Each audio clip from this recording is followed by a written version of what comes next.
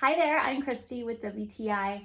I got really tired of my son leaving trash on his floor, so I got him this trash can from Ninestars, and it actually encourages him to put his trash where it belongs. Do you know why? Because it's motion censored, and he thinks that's pretty cool. And anything that encourages my kids to clean up after themselves is worth so much. Aside from the fancy lid though, one of the features I really like too, especially for a child's room, is that the stainless steel is smudge proof. This has a ring liner for the garbage bag, which keeps it nice and secure. So even if you throw something heavy in the trash can or it gets really full, it doesn't fall in on itself and create a big mess.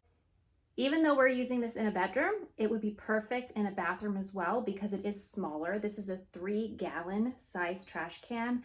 So a small footprint doesn't take up a lot of space, and the lid is really nice because it's going to keep any bad scents contained. So it's not only functional, but it's also very fun.